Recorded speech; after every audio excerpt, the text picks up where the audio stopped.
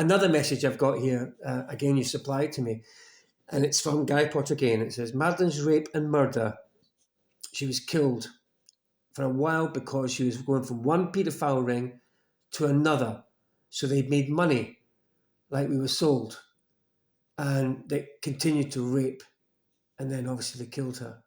Now, that tells me when Buckner and his group took her to a caravan or to something else, I think a message I've seen, that they raped her in that area, but then sold her on to somebody else, who then sold her on to somebody else. This story I've been involved with for like the last 15 years or so, gathering information. A good few of the people that have worked with me have been killed. Yeah. Some of them were ex-police officers, some of them were relatives of victims, some of them were actually Satanists who had turned their back on it. Some of them were police officers who didn't agree with what was going on. So there was quite a diverse group. Yeah. Now, I have tried to contact, you name it, I mean, every single newspaper, every one, including the ones in Europe, not interested. Every news program, not interested. I mean, even the likes of 2CTV, you flip and name it, I have been trying for like 3 years. Every day I've been working on this. I've tried to contact, when the likes of Dan Walton, you flip and name it, I have tried to get this message out. Now, no one has been interested. No one. Most of them, like, I think less than 0.5% even got back to me about this. But I think another very, very, very disturbing part of this is every single person that I've told this story to wasn't shocked. They weren't surprised. I didn't give as much detail as we've gone through today. Yeah. I've given like an overview. None of them was surprised.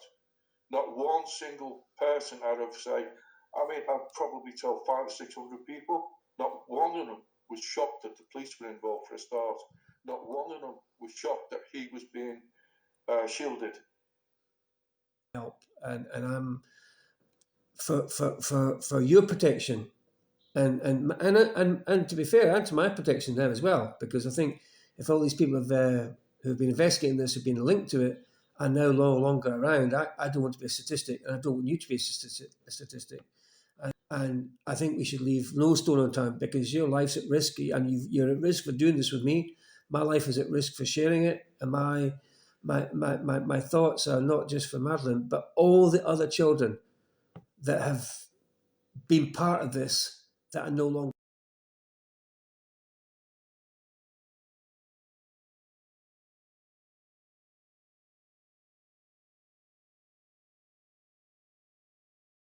here. And we owe it to them as well, and we owe it to your partner for being so brave to really now start to bring this to something where we can really get something done. It was about Madeline McCann, but they all don't know about all the other children's names that have been hidden that you and I have discussed. So I think it's not just children. I'm going to give you a bit more that people might find disturbing. Potter worked as a cleaner in the QE2 hospital. Oh, well, in Garden City. He on many occasions got the keys and access to the mortuary, and him and his friends used to go in and rape the dead.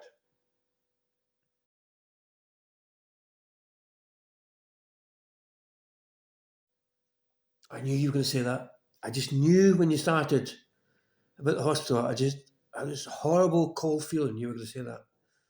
I should have always somewhere. But this guy, where he lives in Cumbria, quite a few of his neighbours were told about what had happened, because he was threatening a young girl there. He was threatening to rape her and kill her. And they confronted him. And both Potter and his wife, Maddie, they admitted everything and said that they had the right to do whatever they wanted to do, and it was their choice whether they wanted to kill kids and do stuff to them. They didn't deny anything. When confronted, they denied nothing, even when they were getting beaten They denied nothing.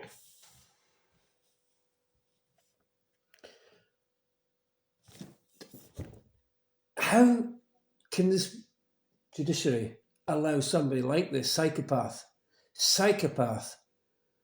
from being above the law? You're either the supergrass or you're a blackmailer, but you can't blackmail everybody.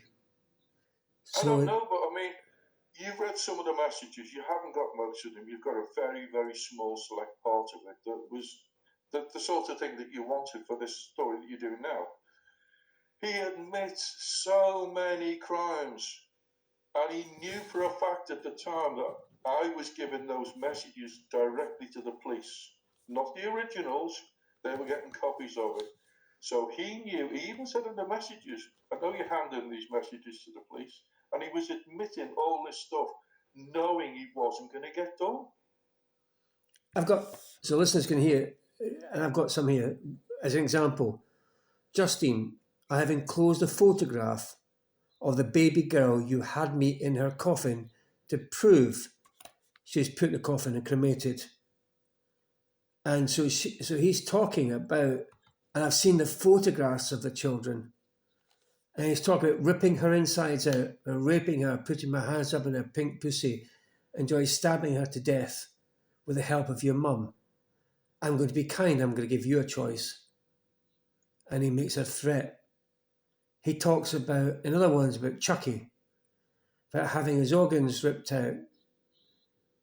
Mentions something called gingerhead spastic Billy, which is, I know a child that has been killed, and I just can't get my head around, I can't sleep at night because of thinking about poor children. But this is more disturbing than I've ever seen before, and some of the flavour, some of these text messages that he would send.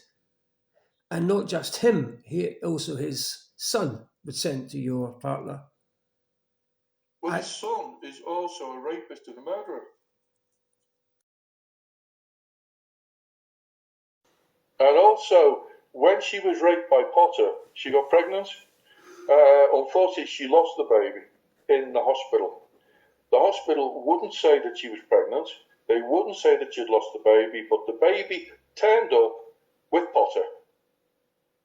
Well, I've got a message, which I'm quite happy to publish, and it says, it's from Potter, and he says about my partner being pregnant, and he's saying that if she goes full term, he wants custody of the child. But have you gone to any politicians? Have you gone to any of the, even the Police Complaints Commission? Have you gone to any people like this, or what are your... Anyone that I thought could help, I wrote to them, either in printed form or by email. I've made so many complaints with the police at every single level that they got that sick of me. But then I got messages with quite a few names about them all being corrupt. And quite a few of them were quite high up. And there were people that appeared on the paperwork that I received. I was actually getting to the stage where I was basically going to give up, because I was just banging my head against this wall constantly, day after day after day after day, racking my brains to think of anything or anyone that could do anything about it. And it really was getting me down. I was about to give up, but then I thought, hang on a minute, this isn't a situation where you can give up. Of prime ministers that he's linked with, according to his paperwork, he's linked with those. Now, in what context, I don't know, but it would explain a lot. Now, what happened was, I was locked up. They stole the key from my possessions. They also stole credit cards and bank cards and everything that were hers from my possession. And they had a key cut so that they could come in and out while she was in hospital. And there's a video of them coming in, stealing stuff and giving it to him. Now, that video was given to it was a Leicestershire police officer. That video was given, I believe, to 4 different police stations, including main ones. Nothing was ever done. She's still around. One of the things that really makes me sad about it all is the fact that when people hear about this, it's just normalised. They just think, well, yeah, you know, I've heard about this sort of thing before. I'd like to thank you for your time and your openness. I'd like to thank you for listening and being brave enough to take it on. No, I appreciate that. And I will take it on. Because I mean, you're obviously a very empathic bloke, and this is going to really take its toll on you and your mental health, and obviously any family you've got. Yeah. It really is going to take a toll on you. Most people would walk away from it. In fact, I'd say most people have walked away from it. Yeah. But what they don't seem to understand is that they could be next. They could be either a victim or one of their family would be a victim. Because I reckon 200 might even be a very conservative number. There could be a lot more, especially we're talking about across Europe. We could be talking thousands, possibly.